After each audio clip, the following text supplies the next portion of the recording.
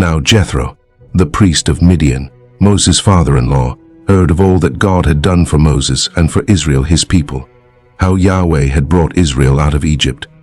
Jethro, Moses' father-in-law, received Zipporah, Moses' wife, after he had sent her away, and her 2 sons.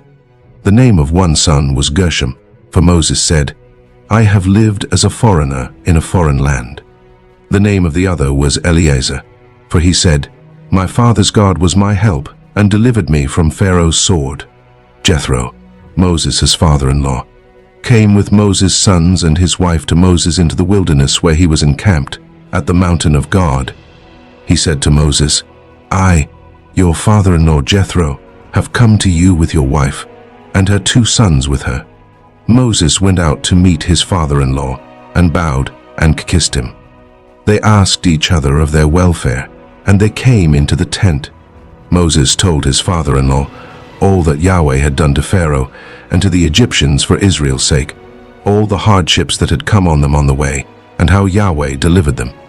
Jethro rejoiced for all the goodness which Yahweh had done to Israel, in that he had delivered them out of the hand of the Egyptians. Jethro said, "Blessed be Yahweh, who has delivered you out of the hand of the Egyptians, and out of the hand of Pharaoh, who has delivered the people from under the hand of the Egyptians. Now I know that Yahweh is greater than all gods, because of the way that they treated people arrogantly." Jethro, Moses' father-in-law, took a burnt offering and sacrifices for God. Aaron came with all the elders of Israel to eat bread with Moses' father-in-law before God. On the next day, Moses sat to judge the people, and the people stood around Moses from the morning to the evening. When Moses' father-in-law saw all that he did to the people, he said, "What is this thing that you do for the people? Why do you sit alone, and all the people stand around you from morning to evening?" Moses said to his father-in-law, "Because the people come to me to inquire of God. When they have a matter, they come to me, and I judge between a man and his neighbor, and I make them know the statutes of God and his laws." Moses' father-in-law said to him, "The thing that you do is not good. You will surely wear away, both you and this people that is with you, for the thing is too heavy for you. You are not able to perform it yourself alone. Listen now to my voice. I will give you counsel, and God be with you. You represent the people before God, and bring the causes to God.